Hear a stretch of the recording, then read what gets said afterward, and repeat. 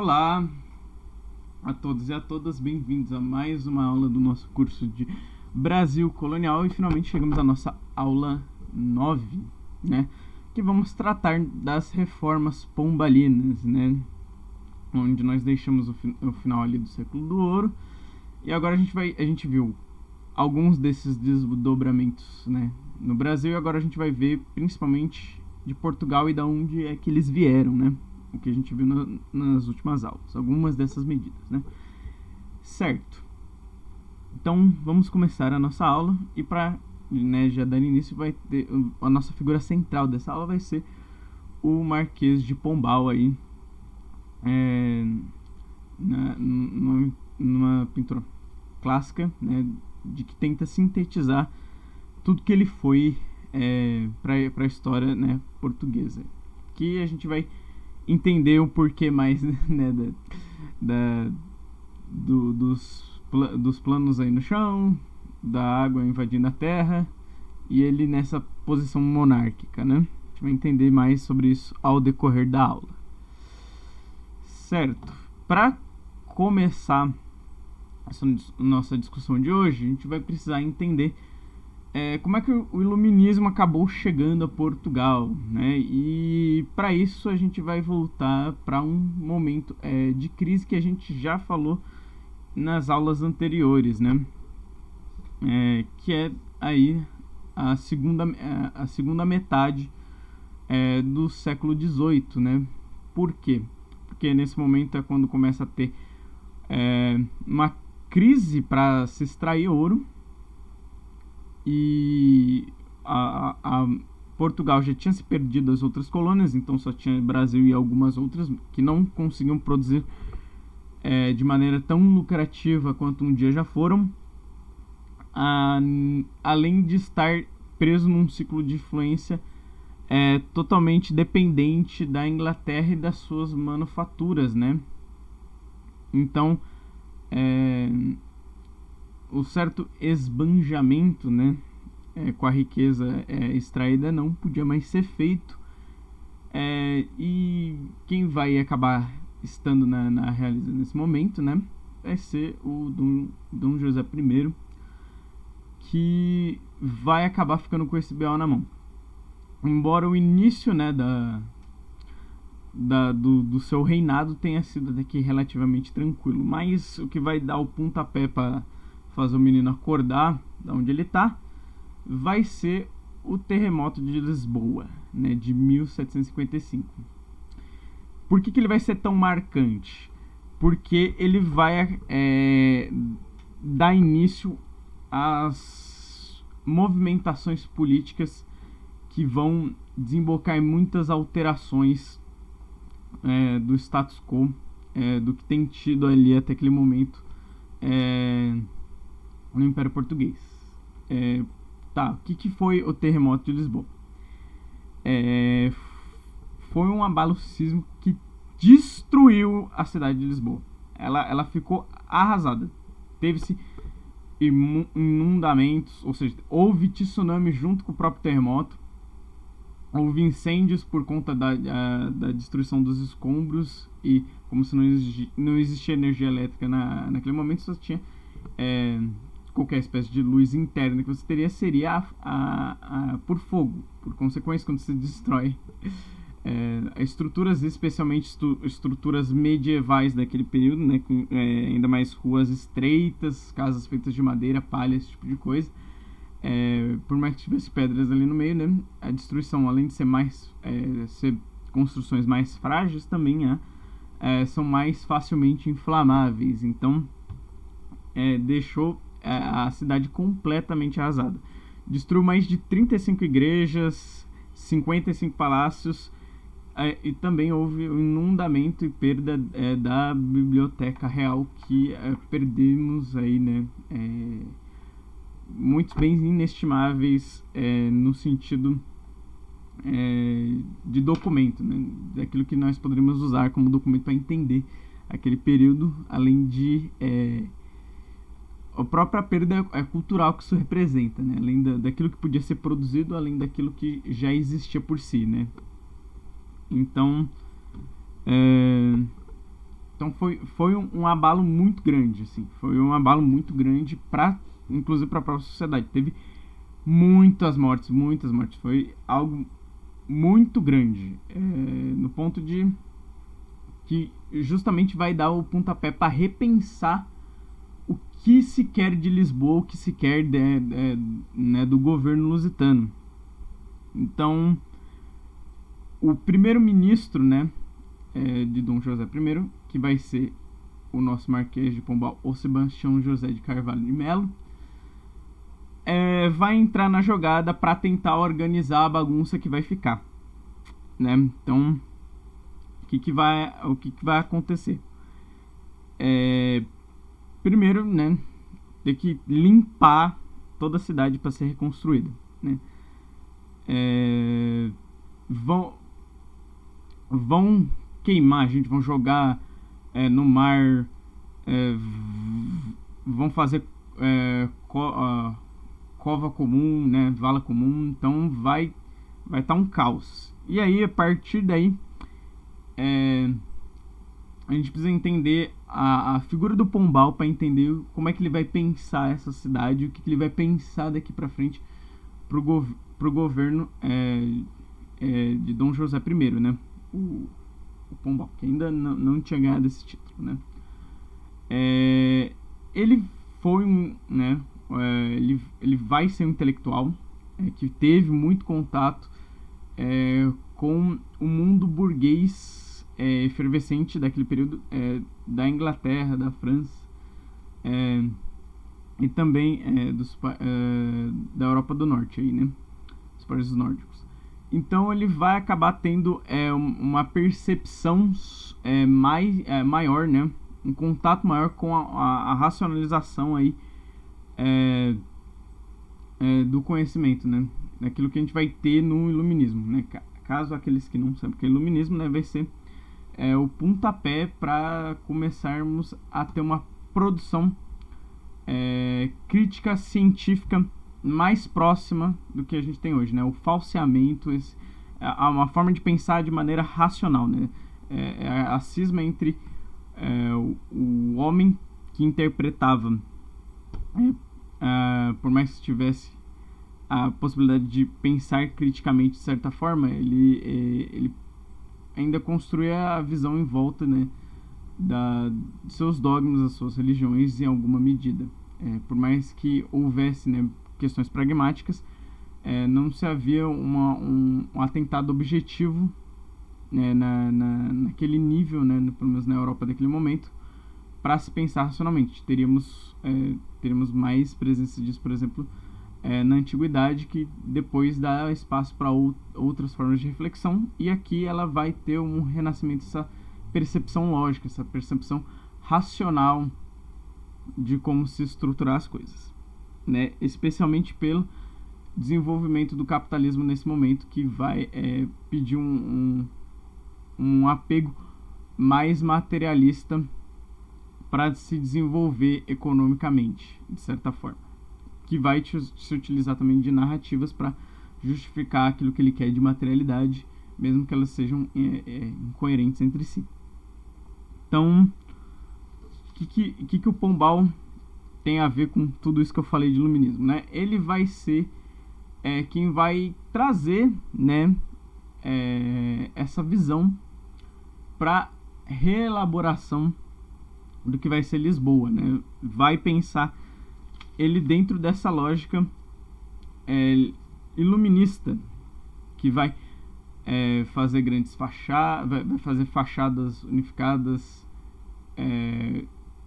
de acordo com as necessidades do Estado, vai reorganizar as igrejas, principalmente por conta disso ser um fator muito importante para a cultura do povo português, vai reestruturar as ruas para serem largas, pavimentadas, arejar a cidade, além de modernizar as próprias construções, né? Isso vai definir muito do que ele vai representar daqui para frente, né, na política portuguesa.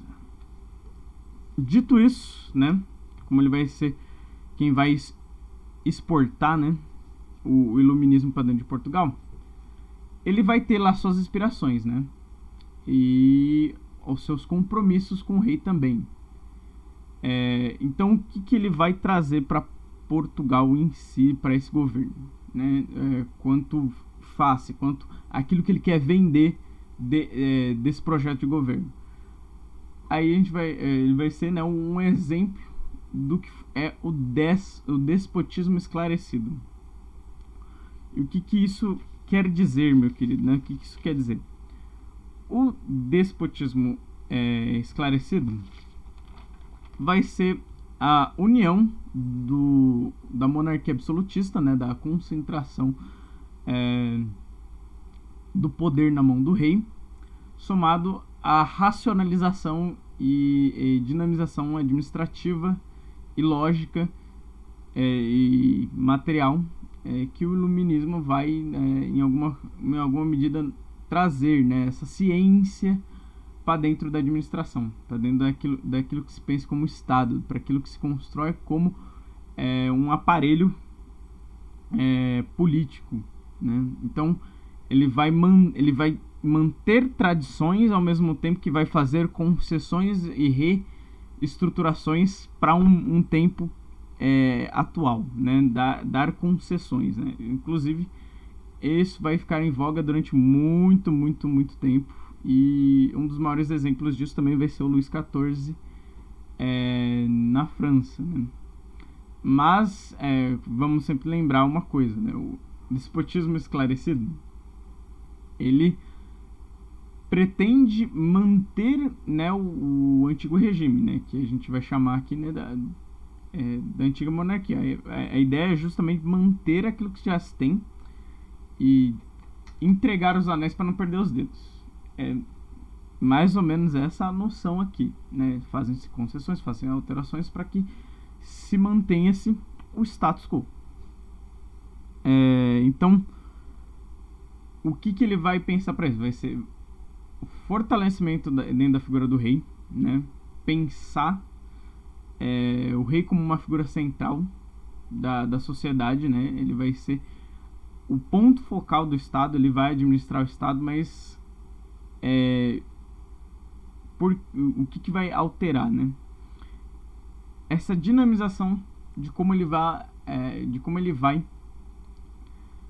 administrar isso aí. Então, ele vai ter uma descentralização administrativa.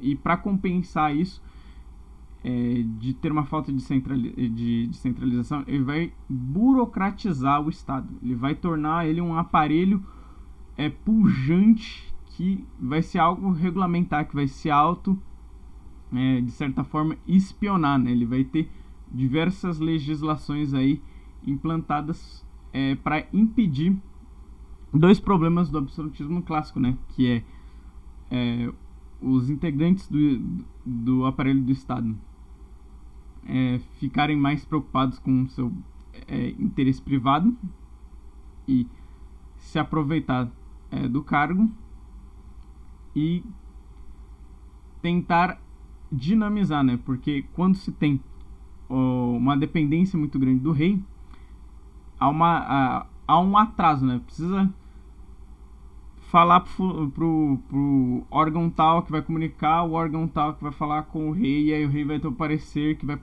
vai passar de cadeia em cadeia até chegar ao ponto do problema. Aqui vai tentar ter né, uma legislação para que se permita uma fluidez maior nessa administração, no que precisa ser feito, no que precisa ser tocado para frente para as necessidades do Império. Então, isso é o que vai definir aí a chegada do iluminismo em Portugal e que vai causar mudanças. E aí, vamos chegar ao ponto das mudanças mesmo, né? Que são as reformas pombalinas, né? Coloquei aqui só as reformas, mas podemos chamar também de as reformas pombalinas, porque aí sim que o Pombal vai chegar, né, no seu gabinete de primeiro-ministro e começar a botar as asinhas para fora como um pombo. Que vai começar a mostrar o que ele veio fazer de verdade. Lembra que eu disse que o Estado ele precisa ser um ponto central ali desse projeto. Então o que ele vai fazer? Ele vai fazer algo que vai ser muito duro para própria monarquia e a própria sociedade lusitana, né? Que vai ser a criação de um direito civil, né? Ele vai separar objetivamente o aparelho do Estado e da Igreja, porque o Estado, para essa perspectiva do iluminismo e do despotismo esclarecista, ele precisa ser uma entidade à parte e opressora de todas as outras. Ele precisa estar acima, ele precisa ter a possibilidade de forçar suas decisões nessa sociedade. Então, para isso ele precisa ter autonomia. Ele não pode ter rabo preso com a Santa Sé, ele não pode ter rabo preso com o clero, ele não pode estar dependendo de outros agentes políticos ali. Ele precisa estar dependendo dos seus próprios interesses e forçar esses interesses na sociedade. Então vai ter uma compilação do direito civil, né? Vai existir, né, o que a gente tem uma carta, a gente tem uma carta magna, né, que põe lá seus direitos, deveres e tudo mais. Vai ser mais ou menos isso que vai acontecer aqui, né? Vai continuar tendo aquisição? Em alguma medida, né? A aquisição já estava mais fraca nesse período, mas ainda vai existir esse tipo de coisa? Ainda vai existir esses aparelhos da igreja? Sim, mas eles vão estar destacados do Estado. Eles vão ser algo da instituição igreja. Não vão fazer mais parte dessa administração, dessa lógica do Estado, né? Então vai se burocratizar, né? Vai ter criação de documento, por exemplo, construção de cartório, esse tipo de coisa que vão ser documentos oficiais do próprio Estado, para ele poder administrar, para ele poder burocratizar, para ele poder ter um controle dessa sociedade maior, né? Então esse é o ponto. Ele vai destacar e obviamente quando você vai destacar essas duas engrenagens, vai ter não apenas um estranhamento, mas tem gente que vai se incomodar com isso, né? Tanto por, assim, conservadores que acreditam que a forma de se gerir a sociedade precisa ser através dessa percepção religiosa, né? Dessa percepção teológica, né? Que precisa estar presente. Enquanto isso vai também tirar a vantagem da igreja. Por exemplo, não vai ter mais imposto que vai para a igreja. Vai ter apropriação de determinadas coisas da igreja, que inclusive a gente vai ver, né, mais pra frente mais sobre isso. Então ele vai acabar tendo essa ruptura aí do Estado português de antes e depois, né, dessa situação. Inclusive por conta de toda essa estruturação que teve que ter do próprio Estado, da própria Lisboa, ele vai chamar, né, a atenção de muitos iluministas, né, tipo o Locke, Voltaire e tudo mais vão vir aí estudar o terremoto e o que veio depois para fazer suas argumentações aí e contribuições para as ciências do iluminismo, né? E feito essa primeiro destacamento ali, né? O Pombal vai ter que mexer agora na economia, né? Que a gente já tocou de certa forma na nossa aula anterior, né? Que foi a troca da capital, né, de Salvador para o Rio de Janeiro, por conta de ser mais próximo às regiões de mineração, que era ainda, por mais que estivesse começando a entrar em crise, ainda era o maior ponto de lucro, né, da colônia, mas também o colocar, né, de impostos, né, que a gente viu como a derrama e por aí vai, né, esses impostos sobre o controle de jazidas, imposto sobre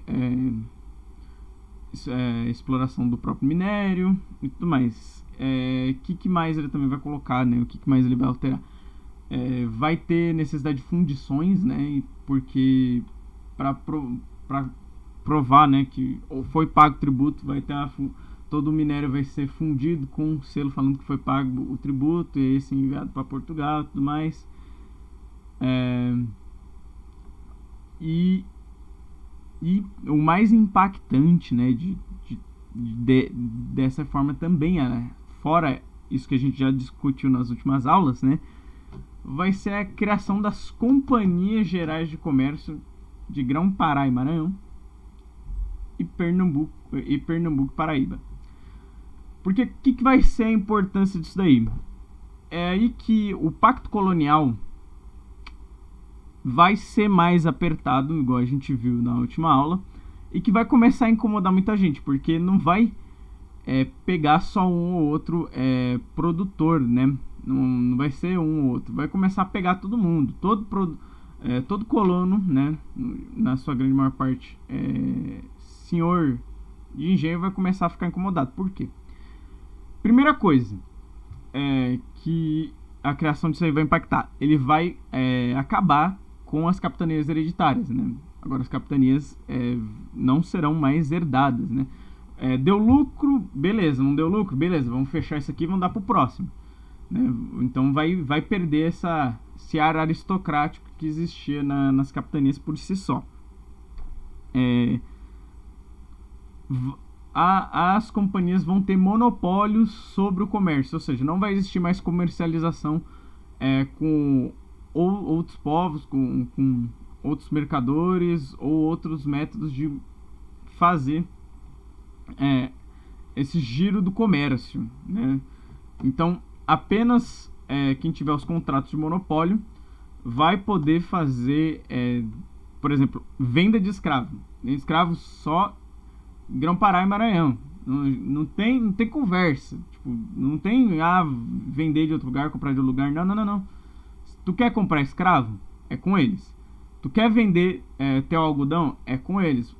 Não vai ter mais conversa. Então, isso vai incomodar. Porque os preços vão ser estipulados justamente pelo próprio império e vai ser desvantajoso para os próprios senhores, né? Em comparação. O que mais vai ser desvantajoso? Também vai ser substituído em todos os cargos importantes, né? Tantas companhias quanto administrativos dentro da colônia serão agora membros que sejam lusitanos. Em especial, que sejam principalmente acionistas das companhias, né? Ou seja, não vai ganhar, o cara não vai ganhar em fazer corrupção dentro da própria companhia, porque ele vai sair perdendo. Então, além de serem pessoas de fora, né, de fora da colonização, o que já vai criar um distanciamento do território e com ele, né, de pertencimento, de onde ele é e tudo mais, que vai também né, deixar uma fluidez, né, nessa administração, né? Tentar e, né, também com esses novos pontos administrativos dinamizar, né? Não ter mais que deixa eu falar com o rei, não sei o que, e também vai cair por terra, né? O gabinete ultramarino, né? Que eles vão perder força nisso daí, né? Eles não vão mais poder deliberar sobre determinadas coisas justamente pelo endurecimento do pacto colonial. Então, vai se criar aí uma galera já descontente, porque eles vão perder poder de barganha, né? Eles vão poder perder, inclusive, espaço nessa administração, né? Porque vão ter coisas que vão atravessar, né, a jurisdição deles. Que mais? Sim. Também por que é feito essa exclusividade? Porque inevitavelmente terão que comprar escravos de Portugal, né? E é o que vai sustentar essa colonização em alguma medida, porque o grande ponto, né, dessa colonização não vai ser o ganho só com os produtos primários aqui produzidos, né? Mas sim com esse investimento dos senhores, né, em ter que comprar os escravos de Portugal, né? Manter essa lógica de esse modo de produção, porque os escravos vão gerar lucro, a venda dos produtos vão gerar lucro, então é só ganha-ganha, né?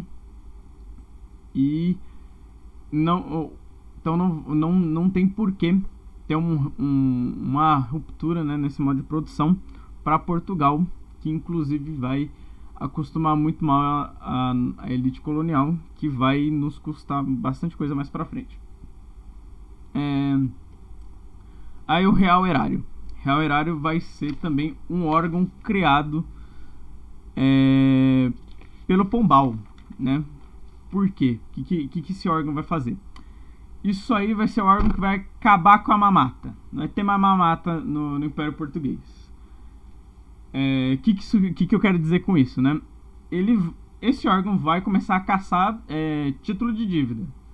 Então, você aristocrata que tá devendo imposto, paga essa porra. Então, não vai ter jeito, vai ter que pagar. Vai ser enquadrado, vai ter penalização, mesma coisa também vai acontecer, né, com quem saquear coisa e tudo mais, né? Quem saquear coisa vai direto pra forca, vai ter uma rigidez em cima disso daí, né? Vai ter uma cassação de dívidas. Vai também ter, esse órgão vai regulamentar o que vai ser gasto na administração pública, né? Ele vai ser um fiscalizador, ou seja, ele vai ser, por exemplo, os órgãos que veem a declaração de gabinete dos nossos políticos hoje em dia. Ou seja, olha, tu tem verba X para efetuar X serviço, vai. Olha, esse serviço só demanda X dinheiros, mas você tá gastando Y dinheiros. Por que isso, né? Ele vai enxugar, né, esse gasto de dinheiro dentro da máquina pública. Ele vai cair em cima disso. E também, né, da formação de gabinete, ele vai, né, colocar em frame, né, todo esse esbanjamento de dinheiro, né, vide a crise. E isso vai pegar no calo de quem? Vai pegar no calo da nobreza que faz parte dessa administração do Estado, né, que vai estar em cargos administrativos, que vai estar aqui, vai estar lá, e eles vão ter que agora pagar suas contas direito e não mais poder se aproveitar tanto do seu né, lugar de status, né, dos seus trabalhos dentro da administração do próprio Estado. E o último, mas não menos importante, o que o Real Erário também vai fazer? Ele vai fomentar as produções de manufaturas dentro de Portugal, né? Porque eles vai existir aqui agora um protecionismo muito grande com a gestão do Pombal. Então, que isso quer dizer? Eles têm que parar de comprar, né? De comprar produtos manufaturados. Então vai agora haver um taxamento para que esses produtos fiquem muito caros, né? Produtos estrangeiros.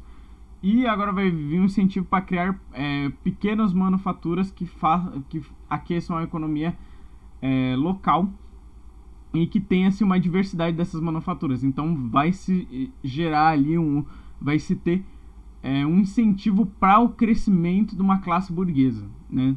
Para que tenha assim, um desenvolvimento nacional, para que se crie produções, cadeias produtivas complexas, para que se tente pegar o ritmo do que está acontecendo ali fora, né, nos vizinhos europeus, que é a Revolução Industrial, né? Agora voltando para o Brasil, mas que também vai impactar Portugal de alguma medida, é a expulsão da Companhia de Jesus. Bom, isso já está incluso quando se tem a cisma, né, entre o Estado e a Igreja, né, tem essa separação entre os dois, né, isso vai acabar acontecendo, que a Igreja vai também cair matando em cima da administração pombalina por causa disso, vai achar um absurdo e tal. A coroa portuguesa sempre esteve aqui com nós, por que saiu fora, o que aconteceu, o que houve, tudo herege, vou queimar no inferno, coisa do tipo. Brincadeira, não foi isso, mas foi quase. Então, ele vai expulsar a Companhia de Jesus do Brasil porque, por consequência, né, ele precisa tirar, né, esses aparelhos que dão poder para a igreja dentro do Estado português, né, e da administração portuguesa. Então, com isso, a gente vai perder tanto em Portugal quanto no Brasil, né, as bases de educação que tinham, né, que eram todas basicamente fornecidas pela igreja e especialmente pelos jesuítas. Eu vou falar mais do que aconteceu em Portugal no tópico abaixo, mas no Brasil o que houve? Teve penhora dos territórios e bens da igreja, né, para os colonos. Teve o Estatuto do Índio, né, que foi criado justamente para impedir que aconteça a escravização deles, né, por conta da necessidade de vender os escravos de Portugal, e um incentivo à miscigenação, né? Por quê? Porque vai baixar uma lei que vai incentivar os homens a casarem com as índias. Por quê? Porque isso resolve dois problemas com a cajadada só. Você consegue dominar a terra e domesticar a tribo para dentro do sistema colonial. Então, ele casa, vira dono da terra, e ainda você para de ter ataque na sua capitania, né? Então, é só ganha-ganha nesse processo. E também, né, dentro do estatuto vai ter o lance de não ter preconceito contra novos convertidos, né, que vai ser um problema sério. Vai ter também com essa lei de casar com índias, né, para ficar com as terras, vai acabar a galera perdendo a mão e, enfim, vai acontecer muita violência contra as mulheres índias, né, estupros, raptos, enfim, tudo que de pior que você puder imaginar. E também vai ter uma perseguição mais afinca em tentar exterminar, tipo, ou entra para dentro da colônia, da colônia, ou é exterminado. Mas claro que ainda, né, com os jesuítas ainda vão, quer dizer, com os jesuítas não, com os bandeirantes ainda vai ter escravização de índio. Tipo, vai ser proibido, mas igual antigamente acontecia, vai continuar acontecendo aqui. Então, e vai ficar vácuo aqui, né, para a educação. Então, o que vai acontecer? Vai sim ter uma expansão ali para ter uma educação letrada para a elite, né, durante esse período. Vai ter finalmente uma construção mais elaborada para colocar aqui noções básicas administrativas, letração, falar latim, enfim, coisas que vão fazer você ser minimamente intelectualizado para a administração dos recursos coloniais. E isso vai acabar virando, né, principalmente uma escolaridade de elite, né? Vai ser os dono de terra, dono de mineração, dono de comerciante, de monopólio, que vai acabar tendo algum contato com esse tipo de coisa. Inclusive vão acabar indo estudar lá em Coimbra, né, em Portugal, que agora puxa o nosso tópico, né, da reforma educacional de próprio Portugal, que aí agora o Estado também vai abarcar a educação, porque para você fortalecer o Estado, você precisa fortalecer, né, vamos dizer assim, ideologia, né? Você precisa fortalecer um sentimento de nação ali, de onde você pertence, quem é o líder, tal. E o Pombal vai ter uma mão muito forte, né, em justamente expandir essa ideia iluminista para dentro da educação de Portugal, né? Por quê? Porque ali vai ter, fora os cursos clássicos de direito, vai abrir medicina, vai abrir comércio, vai abrir estudo de diversas línguas, matemática, enfim, vai se ter uma expansão da educação, né, de cursos para se fazer, e vai abrir uma maior possibilidade de educação como um todo, né? Vai ter agora uma educação mais popular, né? Que abarque mais camadas da população, longe de atender ali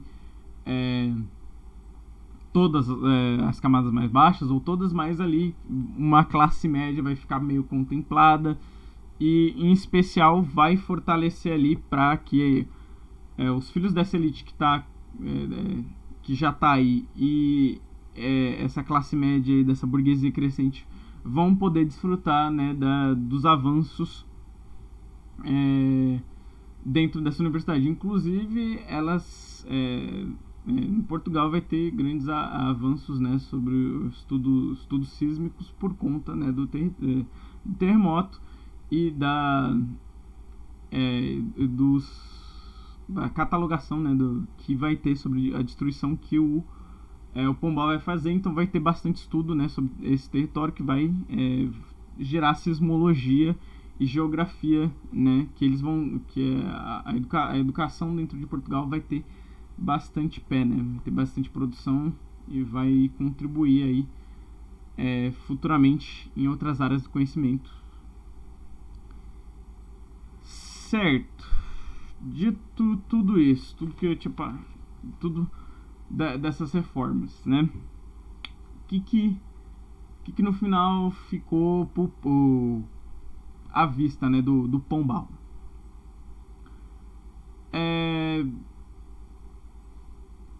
Ele foi visto como autoritário, né? Porque ele fez valer muitas leis, especialmente para quem não costumava ter muito limite, né? Então, de quem que eu tô falando, né? Quem foram as pessoas principalmente atingidas pelo Pombal? Foi a nobreza e foi o clero. Não tem outra saída, sabe? Não tem outra alternativa né, nessa percepção. Por quê? Ele vai mexer principalmente aonde essa galera tem mão, tem seu ganha-pão, né? Vamos dizer assim, né? Ganha-pão é pouco. É muito porque eles não ganham pão, né? Eles têm pão para dar e vender, sobra, mas eles vão perder com isso, né? Eles vão perder influência, vão perder capacidade de influência, vão sair além de estigmatizados, né? Porque ele vai apontar o dedo, vai falar tal, justamente por conta da administração, né? Cair pesado em cima deles. Ele vai ser rígido, né, com todas essas medidas, mas com isso que ele vai conseguir, né? O que vai dar certo? Ele vai conseguir fortalecer o Estado, vai conseguir deixar fluida a sua administração, vai conseguir em alguma medida recuperar, né,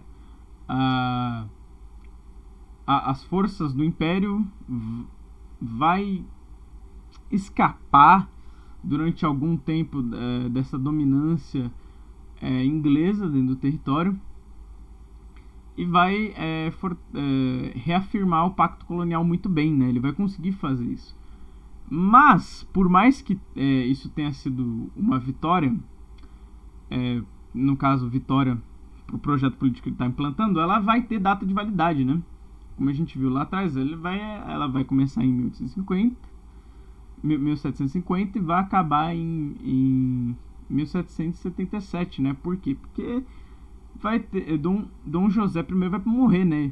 E ele era o rei, era quem mais abarcava as decisões de Pombal e dava chão para ele poder correr com suas decisões. com isso, né, quem vai ficar no lugar vai ser Dona Maria I, né? E aí ela vai estar numa perspectiva mais conservadora do que o Pombal estava.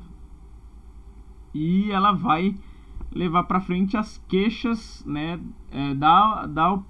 dos opositores a Pombal, né, que era principalmente a igreja e a própria nobreza, que estava ali junto com ele no seu dia a dia. Então ela vai demitir ele, né, vai botar ele para fora. Embora ele vai ficar marcado sim na história portuguesa, inclusive, né, para classe média ali que ele conseguiu construir, vai estar marcado. E a Dona Maria I vai fazer alguns regressos, né? Que ela vai voltar para trás, né? Que ela vai, vou chamar aqui entre enormes aspas, né? Ela vai cancelar das mudanças, né? Primeiro ela vai deixar minguar as companhias de comércio, porque vai ter muita treta na colônia, vai ter muita briga,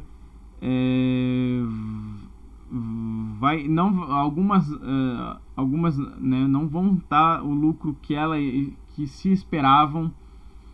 Então não vai dar certo para manter essa rigidez toda e fluidez. Então elas vão acabar minguando com o tempo e deixadas de lado, né? E aí os comerciantes vão ser os comerciantes avulsos. Então o monopólio vai minguar, né? Pelo menos desses contratos comerciais, né, de transatlântico. Já das minerações vai ficar. Que mais? Assim, ela vai proibir as manufaturas na colônia, o que vai matar a possibilidade de uma classe média aqui na hora e qualquer espécie de desenvolvimento, né? Então ela manteve ainda a tradição, né, de apertar as engrenagens do sistema colonial.